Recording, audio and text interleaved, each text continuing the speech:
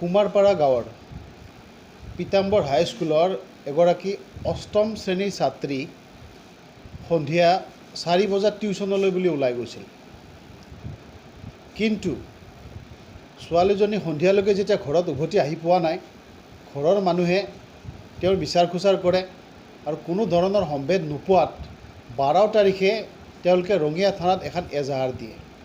গতিকে ওচৰ চুবুৰীয়াৰ পৰা গম পায় যে উক্ত অষ্টম শ্ৰেণীৰ নাবালিকা হিন্দু ছোৱালীজনীক একে গাঁৱতে থকা ৰাজীৱ কলিতাৰ যে ইলেক্ট্ৰিক পোলৰ ফেক্টৰী আছে, এই ফেক্টৰীত কাম কৰা ধুবুৰীৰ এজন বাংলাদেশী মিয়া লেবাৰে তেওঁক অপহৰণ কৰি লৈ যায়। ঘটনা সন্দৰ্ভত 12 তাৰিখে এজাহাৰ দিয়া হৈছিল। কিন্তু গতিকে দুখৰ বিষয় যে আজি ৰঙিয়া মহকুমা প্ৰশাসনে আজি 8 দিন হৈ যোৱাৰ পিছতো বৰ্তমানলৈ কোনো ধৰণৰ পদক্ষেপ লোৱা নাই, পদক্ষেপ লোৱা আমাৰ পৰিলক্ষিত হোৱা নাই আৰু বৰ্তমানলৈকে ভুক্তভোগী পৰিয়ালক ৰঙিয়া প্ৰশাসনে কোনো ধৰণৰ আশ্বাস দিব পৰা নাই।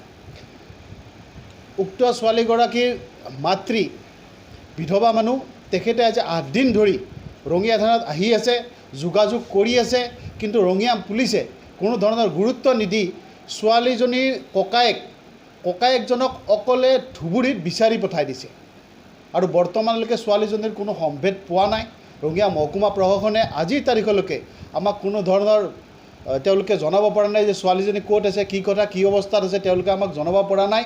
গতিকে আমি এই ঘটনাক আমি ৰাষ্ট্ৰীয় বজৰং দল, আন্তঃৰাষ্ট্ৰীয় হিন্দু পৰিষদ, ৰঙিয়া জিলা সমিতি আমি তীব্ৰ ভাষাৰে গৰিহণা দিছোঁ। লগতে মহকুমা প্ৰশাসনক আমি দাবী জনাইছোঁ যে অতি শীঘ্ৰে এই কণমানি ছোৱালীজনীক উদ্ধাৰ কৰি তেওঁৰ জীৱন ৰক্ষা কৰিব লাগে আৰু অপৰাধী যে লাভ জেহাদী যি আছে আতিকুৰ ৰহমান, এই আতিকুৰ ৰহমানক অতি শীঘ্ৰে গ্ৰেপ্তাৰ কৰিব লাগে। অতিকৈ দুখৰ বিষয় আজি যে অসমৰ মাননীয় মুখ্যমন্ত্ৰী মহোদয় একদম স্পষ্টভাৱে বাংলাদেশী মুছলমানে অসমীয়া জাতিৰ কিদৰে ক্ষতি কৰি আছে এই বিষয়ে স্পষ্টভাৱে মাননীয় মুখ্যমন্ত্ৰী মহোদয় কৈ আহিছে। তাৰ পিছতো কিন্তু ৰঙিয়া মহকুমা প্ৰশাসনৰ আজিও গা লৰা নাই। যিটো সময়ত মাননীয় মুখ্যমন্ত্ৰী মহোদয় ফেচবুক লাইভ কৰি ৰাতি 2টা বজাত কৈ আছে যে মই এতিয়াও কাম কৰি আছোঁ, য'ত চিফ ছেক্ৰেটাৰীক আমি দেখা পাইছোঁ যে মুখ্য সচিব পৰ্যন্ত আহি মাননীয় মুখ্যমন্ত্ৰী মহোদয়ৰ লগত বহি ৰাতি 2টা বজালৈকে কাম কৰি আছে আৰু তেনেস্থলত ৰঙিয়া পুলিচৰ এগৰাকী ছাত্ৰী, অপহৃতা ছাত্ৰীক উদ্ধাৰ কৰাৰ কাৰণে আজি 8 দিন আমাৰ লাগি গ'ল। গতিকে এই ঘটনাক আমি তীব্ৰ গৰিহণা দিছোঁ। লগতে ৰঙিয়া মহকুমা প্ৰশাসনক আমি দাবী জনাইছোঁ যে অতি শীঘ্ৰে আগন্তুক 24 ঘণ্টাৰ ভিতৰতে তেখেতসকলে এই অপহৃতা ছাত্ৰীগৰাকীক উদ্ধাৰ কৰক আৰু তেওঁৰ জীৱন উদ্ধাৰ কৰক। ধন্যবাদ। পৰৱৰ্তী পদক্ষেপ কি হ'ব?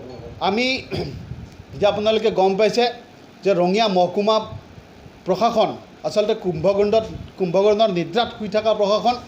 আজিৰ পৰা ঠিক কেইদিন আগতে এগৰাকী ক্লাছ 5ৰ ষ্টুডেণ্টক এজন প্ৰধান শিক্ষকে যৌন নিৰ্যাতন চলাইছিল। তাৰ পিছতো ৰঙিয়া মহকুমা প্ৰশাসনৰ আগত উক্ত শিক্ষকজন 20 দিনলৈকে পলাই সাৰি থাকিব পাৰিছিল। তাৰপিছত আমি ছাত্ৰ সন্থা, লগতে আমি আন্তঃৰাষ্ট্ৰীয় হিন্দু পৰিষদ, ৰাষ্ট্ৰীয় বজৰং দলে পথত নামি আন্দোলন কৰাৰ পিছত তেওঁলোকে উক্ত শিক্ষকজনক গ্ৰেপ্তাৰ কৰিবলৈ সক্ষম হৈছে। গতিকে আমি এই ঘটনাটো আমি ক'ব বিচাৰিছোঁ যে আগন্তুক 24 ঘণ্টাৰ ভিতৰত যদি ৰঙিয়া মহকুমা প্ৰশাসনে অপহৃতা ছাত্ৰীগৰাকীক উদ্ধাৰ নকৰে, অপহৰণকাৰী আতিকুৰ ৰহমানক যদি গ্ৰেপ্তাৰ নকৰে, তেতিয়াহ'লে আমি ৰাষ্ট্ৰীয় বজৰং দল, আন্তঃৰাষ্ট্ৰীয় হিন্দু পৰিষদে আমি জংগী আন্দোলন কাৰ্যসূচী আমি ৰঙিয়া মহকুমাৰ ভিতৰত আমি গঢ়ি তুলিম আৰু প্ৰয়োজন যদি হয় আমি এই আন্দোলনক সমগ্ৰ অসমলৈ আমি লৈ যোৱাৰ কাৰণে আমি প্ৰস্তুত আছোঁ। ধন্যবাদ।